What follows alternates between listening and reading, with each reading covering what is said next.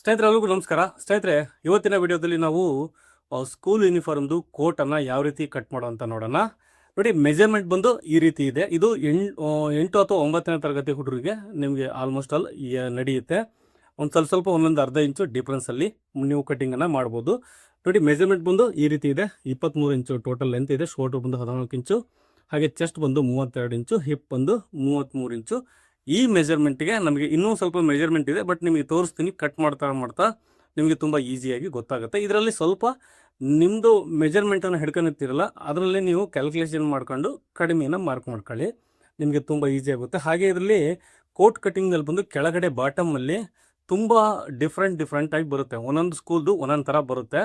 ಆಮೇಲೆ ನೀವು ದೊಡ್ಡವ್ರ ಕೋಟ್ ಇರುತ್ತಲ್ಲ, ನಾವೆಲ್ಲ ಹಾಕತ್ತೀವಲ್ಲ, ಆ ವೇಸ್ಟ್ ಕೋಟ್ ಬಂದು ಅದೇ ಬೇರೆ ಥರ ಕಟ್ಟಿಂಗ್ ಇರುತ್ತೆ, ಇದೇ ಬೇರೆ ಥರ ಕಟ್ಟಿಂಗ್ ಇರುತ್ತೆ.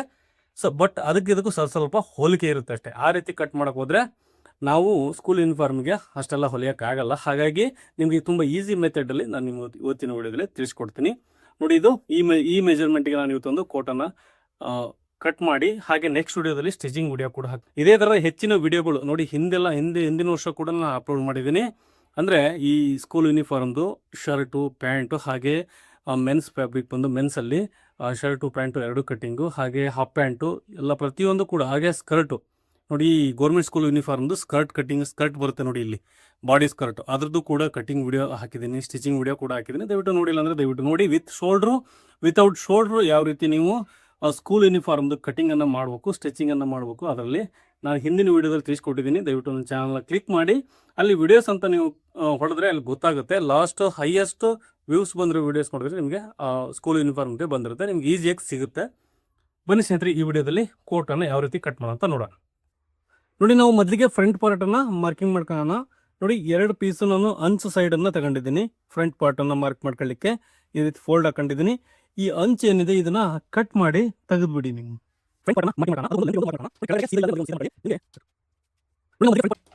ನೋಡಿ, ಅಂಚ್ ಪೀಸನ್ನು ನಾನು ರಿಮೂವ್ ಮಾಡಿದ್ದೀನಿ, ಸ್ಟಿಚ್ ಮಾಡಲಿಕ್ಕೆ ಸರಿಯಾಗಲ್ಲ. ಕೆಳಗಡೆಗೆ ಸೀದಾ ಮಾಡ್ಕೊಳ್ಳಿಕ್ಕೆ ಒಂದು ಲೈನ್ ಹಾಕಂತ ಇದ್ದೀನಿ. ನೋಡಿ, ಸೀದಾ ಮಾಡ್ಕೊಳ್ಳಿಕ್ಕೆ ಒಂದು ಲೈನ್ ಹಾಕೊಂಡಿದ್ದೀನಿ.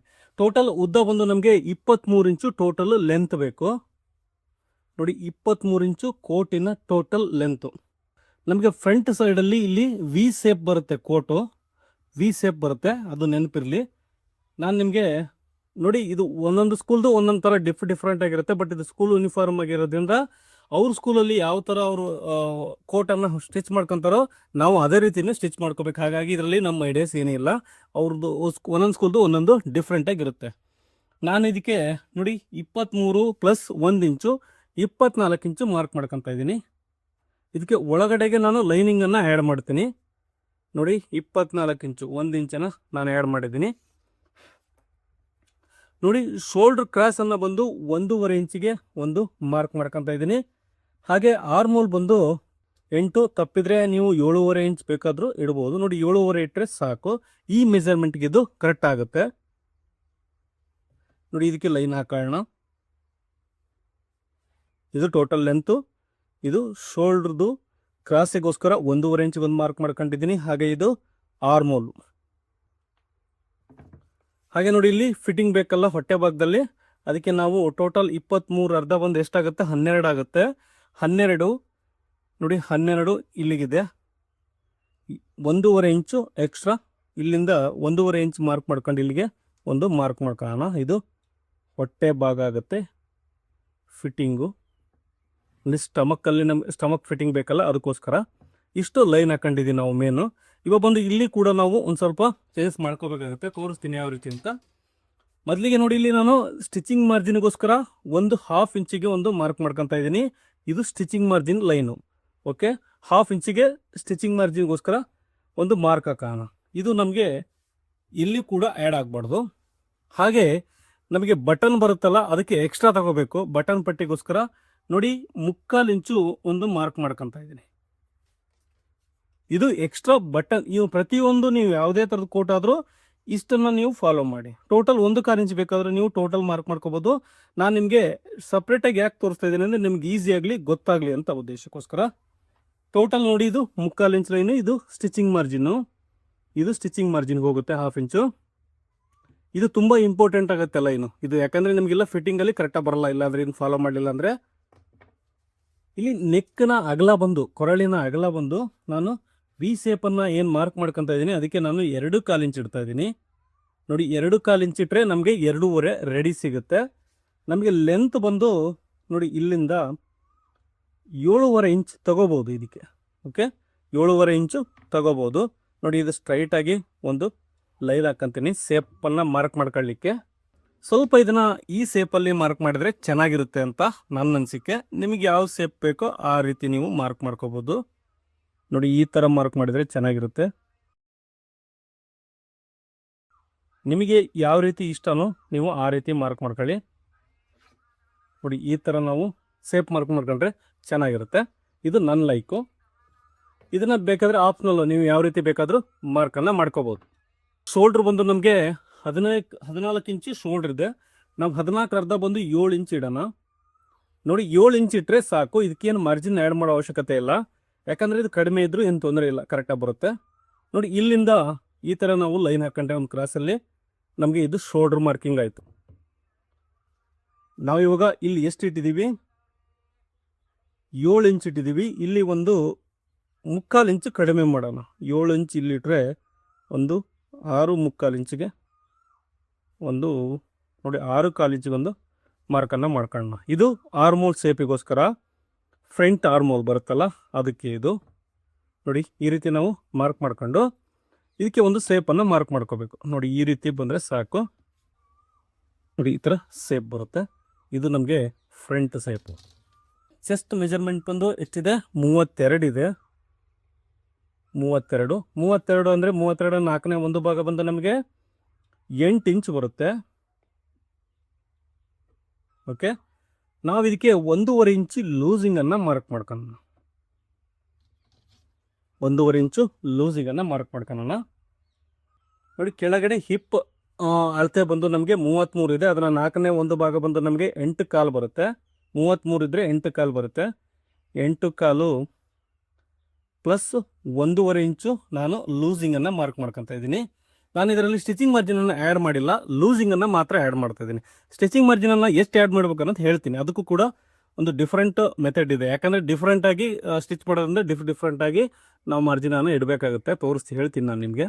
ನೋಡಿ ಇವಾಗ ಇಲ್ಲಿ ಕೂಡ ಅಷ್ಟೇ ಹಿಪ್ ಎಷ್ಟಿದೆ, ಈ ಹೊಟ್ಟೆ ಭಾಗದಲ್ಲಿ ಫಿಟ್ಟಿಂಗ್ ಎಷ್ಟಿದೆ ಅಂತ ನೋಡೋದಾದರೆ 27 ಇದೆ. 28 ಇಟ್ಕೊಳ್ಳೋಣ. 28 ಇದ್ರೂ ಓಕೆ.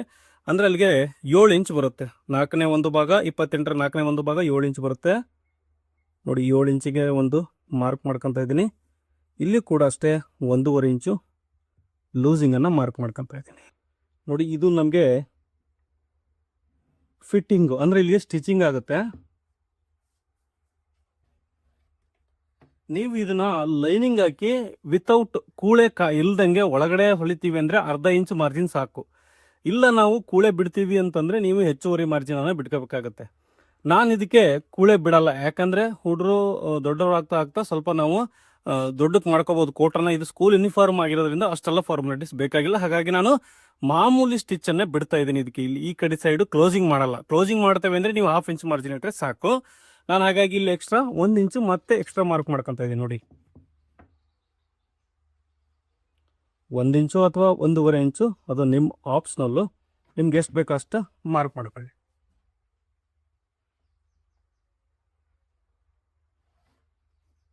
ನೋಡಿ ಇಲ್ಲಿ ನನಗೊಂದು ಶೇಪ್ ಬೇಕು. ಒಂದೊಂದು ಸ್ಕೂಲ್ನವರು ಒಂದೊಂದು ಡಿಫ್ರೆಂಟಾಗಿ ಶೇಪನ್ನು ಮಾರ್ಕ್ ಮಾಡ್ಕೊತಾರೆ. ನಾನು ನಿಮ್ಗೆ ಅವಾಗಲೂ ಹೇಳಿದೆ.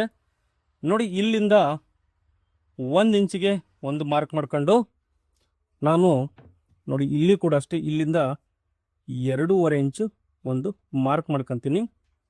ಹಾಗೆ ಇಲ್ಲಿ ಕೂಡ ಅಷ್ಟೇ 2.5 ಇಂಚು ಒಂದು ಮಾರ್ಕ್ ಮಾಡ್ಕೊಂಡು ಇದಕ್ಕೆ ಒಂದು ಶೇಪನ್ನು ಮಾರ್ಕ್ ಮಾಡ್ಕೊತೀನಿ. ನೋಡಿ ಈ ಥರ ಬರುತ್ತೆ. ಇದನ್ನು ನೋಡಿ ಸ್ನೇಹಿತರೆ, ಇದು ಬೇಕಾದರೆ ಚೌಕಾದರೂ ಮಾರ್ಕ್ ಮಾಡ್ಕೋಬೋದು. ಇದರಲ್ಲೂ ಕೂಡ ಡಿಫ್ರೆನ್ಸ್ ಇರುತ್ತೆ. ಯಾಕಂದರೆ ಕೆಲವೊಬ್ಬೊಬ್ಬರು ಒಂದೊಂದು ಸ್ಕೂಲಲ್ಲಿ ಒಂದೊಂದು ಥರ ಡಿಫ್ರೆಂಟಾಗಿ ಮಾಡ್ತಾರೆ. ನೋಡಿ ನಾನು ಇಷ್ಟನ್ನು ಇಲ್ಲಿ ಕ್ರಾಸ್ ಶೇಪಲ್ಲಿ ಮಾರ್ಕ್ ಮಾಡ್ಕೊಂಡಿದ್ದೀನಿ. ಇವ್ರ ಸ್ಕೂಲಲ್ಲಿ ಈ ಥರ ಶೇಪ್ ಬರುತ್ತೆ ಕೆಳಗಡೆ, ಹಾಗಾಗಿ ನಾವು ಆ ಥರ ಮಾರ್ಕ್ ಮಾಡ್ಕೊಂಡಿದ್ದೀನಿ. ಇಲ್ಲಾಂದರೆ ನೀವು ಫುಲ್ಲು ಬೇಕಾದರೂ ಇದನ್ನು ಸ್ಟ್ರೈಟಾಗಿ ಬೇಕಾದರೂ ಬಿಟ್ಕೋಬೋದು, ಅದು ನಿಮ್ಮ ಇಷ್ಟ. ನೋಡಿ ಈ ರೀತಿ ನಾವು ಫ್ರಂಟ್ ಪಾರ್ಟನ್ನು ಮಾರ್ಕಿಂಗ್ ಮಾಡ್ಕೊಂಡಿದ್ದೀವಿ. ಇಲ್ಲಿ ನಮಗೆ ಫಿಟ್ಟಿಂಗ್ ಸ್ಟಿಚಿಂಗ್ ಹೊಲಿಗೆ ಬರುತ್ತೆ. ನೀವು ಈ ಕೂಳೆನ ಒಳಗಡೆನೆ ಮಾಡ್ತೀವಿ ಅಂದರೆ ಇದನ್ನು ನೀವು 1/2 ಇಂಚ್ ಮಾರ್ಜಿನ್ ಬಿಟ್ಟರೆ ಸಾಕು. ನಾನು ಇದನ್ನು ಕೂಳೆ ಹಾಗೆ ಬಿಡ್ತೀನಿ, ಬೇಕಾದರೆ ಎಕ್ಸ್ಟೆಂಡ್ ಮಾಡ್ಕೋಬೋದು. ಹಾಗಾಗಿ ನಾನು ಹೆಚ್ಚುವರಿ ಮಾರ್ಜಿನನ್ನು ಬಿಟ್ಟಿದ್ದೀನಿ. ಇದರಲ್ಲಿ ಏನು ಡಿಫರೆನ್ಸ್ ಇಲ್ಲ ಮಾರ್ಜಿನಲ್ಲಿ. ಅದನ್ನು ನೀವು ಪ್ರೊಫೆಷ್ನಲ್ ಆಗಿ ಹೊಲಿತೀವಿ ನಾವು, ಅವಾಗ ಆ ಥರ ಕೂಳೆಯಿಂದ ಸ್ಟಿಚ್ ಮಾಡ್ತೀವಿ. ನೋಡಿ ಇವಾಗ ನಾನು ಕಟ್ ಮಾಡ್ತಾ ಇದ್ದೀನಿ.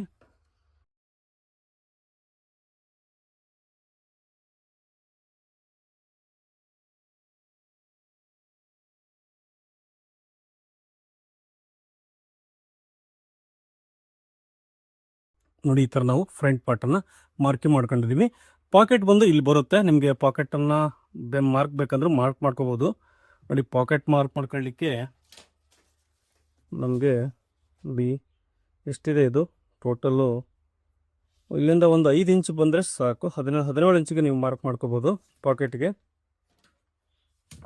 ಪಾಕೆಟ್ ಅದನ್ನು ಅಂದರೆ ಇಲ್ಲಿ ಪಾಕೆಟ್ ಡಿಫ್ರೆನ್ಸ್ ಬರುತ್ತೆ. ಬೇಕಾದರೆ ನೀವು ಕ್ರಾಸ್ ಬೇಕಾದ್ರೆ ಇಟ್ಕೋಬೋದು, ಸ್ಟ್ರೈಟ್ ಬೇಕಾದ್ರೆ ಇಟ್ಕೋಬೋದು. ಒಂದೊಂದು ಸ್ಕೂಲ್ದು ಒಂದೊಂದು ಯೂನಿಫಾರ್ಮ್ ಲೆಕ್ಕಕ್ಕೆ ಹೋಗುತ್ತೆ. ನೀವು ಪರ್ಫೆಕ್ಟಾಗಿ ಮತ್ತು ಕೋಟ್ ಟೈಪ್ ಅಂತ ತಿಳ್ಕೊಬೇಡಿ, ಸ್ಕೂಲ್ ಯೂನಿಫಾರ್ಮ್ ಆಗಿರೋದ್ರಿಂದ ಅದು ಕೇಳ್ತಿದ್ದೀನಿ. ನೋಡಿ ಇಲ್ಲಿ 4.25 ಇಂಚು ಪಾಕೆಟ್ ಇಟ್ಟರೆ ಸಾಕು ಇದಕ್ಕೆ, ಅಥವಾ 4.25 ಇಂಚ್ ಇಟ್ಟರು ಇಡ್ಬೋದು. ನೋಡಿ 4.25 ಇಂಚು ಇದು ನಮಗೆ ಪಾಕೆಟ್ ಮಾರ್ಕಿಂಗ್. ಇಲ್ಲಿ ನಮಗೆ ಸ್ಕೂಲ್ ಯೂನಿಫಾರ್ಮ್ದು ಶರ್ಟ್ ಇರುತ್ತಲ್ಲ ಅದರದ್ದು ಪಾಕೆಟನ್ನು ಬಟ್ಟೆಯನ್ನು ಯೂಸ್ ಮಾಡ್ಕೋಬೇಕು ಈ ಪಾಕೆಟ್ಗೆ. ನೋಡಿ ಇವಾಗ ನಾವು ಬ್ಯಾಕ್ ಪಾರ್ಟನ್ನು ಮಾರ್ಕಿಂಗ್ ಮಾಡ್ಕೊಳ್ಳೋಣ. ನೋಡಿ ಈ ಥರ ಕ್ಲೋಸಿಂಗ್ ಸೈಡು ನನ್ನ ಕಡೆ ಹಾಕೊಂಡಿದ್ದೀನಿ, ಓಪನ್ ಸೈಡನ್ನು ಆ ಕಡೆ ಹಾಕೊಂಡಿದ್ದೀನಿ.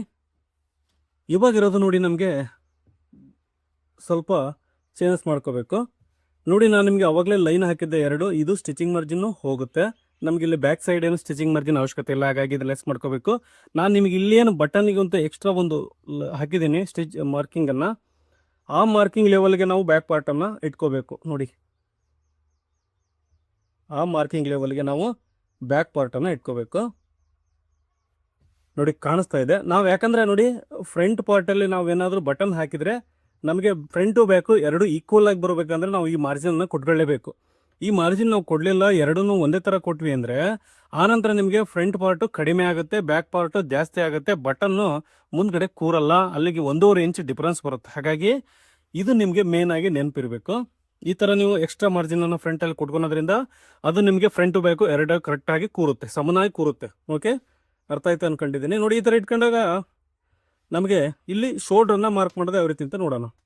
ನೋಡಿ ನಾನು ಈ ಮೆಜರ್ಮೆಂಟ್ಗೆ 2 ಇಂಚು ಎಕ್ಸ್ಟ್ರಾ ಮಾರ್ಕ್ ಮಾಡ್ಕೊತೀನಿ. ನೋಡಿ ಇಲ್ಲಿ 2 ಇಂಚ್ ಮಾರ್ಕ್ ಮಾಡ್ಕೊತೀನಿ, ಇಲ್ಲಿ 2 ಇಂಚಿಗೆ ಒಂದು ಮಾರ್ಕ್ ಮಾಡ್ಕೊಂಡಿದ್ದೀನಿ, ಇಲ್ಲಿ ಕೂಡ ಅಷ್ಟೇ ನೋಡಿ ಮಾರ್ಕ್ ಮಾಡ್ಕೊಂಡು ಇದಕ್ಕೆ ಒಂದು ಲೈನ್ ಹಾಕೋಣ. ನಾವಿಲ್ಲಿ ಫ್ರಂಟ್ ಪಾರ್ಟಲ್ಲಿ 2.25 ಇಂಚು ನೆಕ್ ಬಿಡ್ತಾನೆ ಇಟ್ಟಿದ್ದೀವಿ, ಅದು ನೆನಪಿದೆ ಅಂದ್ಕೊಂಡಿದ್ದೀನಿ. ನೋಡಿ ಇಲ್ಲಿ 2.25 ಇಂಚು ನೆಕ್ ಬಿಡ್ತಾನೆ ಮಾರ್ಕ್ ಮಾಡ್ಕೊತೀನಿ, ಇಲ್ಲಿ ಕೂಡ ಅಷ್ಟೇ. ಇಲ್ಲಿ 1/4 ಇಂಚ್ ಜಾಸ್ತಿ ಬರಬೇಕು, ತೋರಿಸ್ತೀನಿ ನಾನು ಯಾವ ರೀತಿ ಅಂತೇಳಿ ನಿಮಗೆ. ನೋಡಿ ಇಷ್ಟು ಮಾರ್ಕ್ ಮಾಡ್ಕೊಂಡಿದ್ದೀನಿ. ಇದನ್ನು ಇವಾಗ ಕಟ್ ಮಾಡ್ಕೊಳ್ಳೋಣ, ನಮಗೆ ಈಸಿ ಮಾರ್ಕಿಂಗ್ ಮಾಡ್ಕೊಳ್ಳಿಕ್ಕೆ ಈಸಿ ಆಗುತ್ತೆ.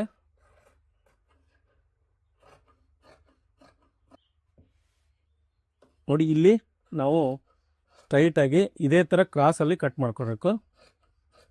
ಬ್ಯಾಕ್ ಸೈಡು ಬಾಟಮ್ ಬಂದು ಕೆಳಗಡೆಗೆ ನೋಡಿ ಈ ಥರ ಸೇಪಲ್ಲೇ ಕಟ್ ಮಾಡ್ಕೋಬೇಕು.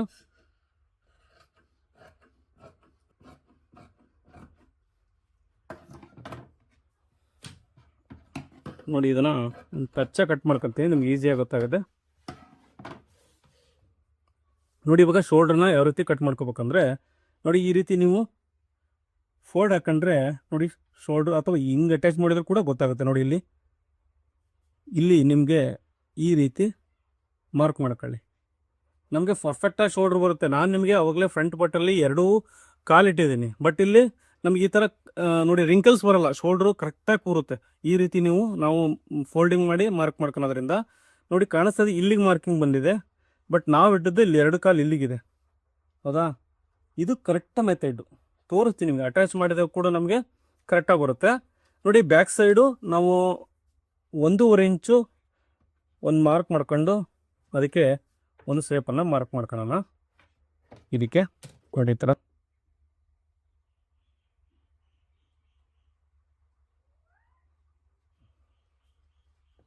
ನೋಡಿ, ಇಲ್ಲಿ ಕೂಡ ಅಷ್ಟೇ ಇಲ್ಲಿಗಿದೆ ಮಾರ್ಕಿಂಗು.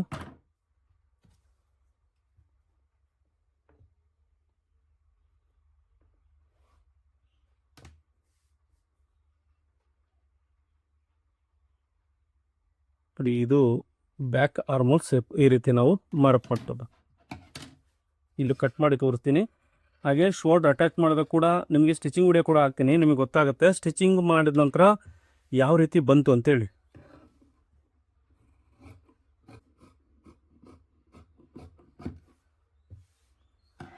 ನೋಡಿ ಈ ರೀತಿ ಹಾಕೊಂಡಿದ್ದೀನಿ. ಇವಾಗ ನೋಡಿ ಇದನ್ನು ನಿಮಗೆ ಫೋಲ್ಡಿಂಗ್ ಮಾಡಿ ತೋರಿಸ್ತೀನಿ ಕರೆಕ್ಟಾಗಿ ಬರುತ್ತಲ್ಲ ಅಂತೇಳಿ. ನೋಡಿ ಈ ರೀತಿ ನಾವು ಏನಾದರೂ ಶೋಲ್ಡ್ರ್ ಅಟ್ಯಾಚ್ ಮಾಡಿದ್ವಿ ಅಂದರೆ ಪರ್ಫೆಕ್ಟಾಗಿ ಬರುತ್ತೆ. ನೋಡಿ ಫ್ರಂಟ್ ಪಾರ್ಟು ನಮಗೆ ಈ ರೀತಿ ಶೋಲ್ಡ್ರ್ ಕೂಡ ಎಲ್ಲಿ ರಿಂಕಲ್ಸ್ ಬರದೇ ರೀತಿ ಕೂರುತ್ತೆ. ಇದು ನಮಗೆ ಕೋಟ್ ಕಟ್ಟಿಂಗು. ಸ್ಟಿಚಿಂಗ್ ವಿಡಿಯೋ ಕೂಡ ನಿಮಗೆ ನೆಕ್ಸ್ಟ್ ವಿಡಿಯೋದಲ್ಲಿ ಸ್ಟಿಚಿಂಗ್ ಕೂಡ ಹಾಕ್ತೀನಿ, ದಯವಿಟ್ಟು ಈ ವಿಡಿಯೋ ಇಷ್ಟ ಆದರೆ ಲೈಕ್ ಮಾಡಿ. ಹಾಗೆ ನಿಮ್ಮ ಅನಿಸಿಕೆನ ದಯವಿಟ್ಟು ಕಮೆಂಟ್ ಬಾಕ್ಸಲ್ಲಿ ಕಮೆಂಟ್ ಮಾಡಿ ತಿಳಿಸಿ. ನಿಮಗೆ ಯಾವ ಥರದ ವಿಡಿಯೋಸ್ ಬೇಕು, ನಿಮಗೆ ಸ್ಕೂಲ್ ಯೂನಿಫಾರ್ಮ್ ಬಗ್ಗೆ ದಯವಿಟ್ಟು ಕಮೆಂಟ್ ಸೆಕ್ಷನಲ್ಲಿ ಕಮೆಂಟ್ ಮಾಡಿ ತಿಳಿಸಿ. ನೋಡಿದ್ದಕ್ಕೆ ಎಲ್ಲರಿಗೂ ಕೂಡ ಧನ್ಯವಾದಗಳು ಸ್ನೇಹಿತರೆ. ಮುಂದಿನ ವಿಡಿಯೋದಲ್ಲಿ ಮತ್ತೆ ಸಿಗ್ತೀನಿ. ಅಲ್ಲಿವರೆಗೂ ನಮಸ್ಕಾರ.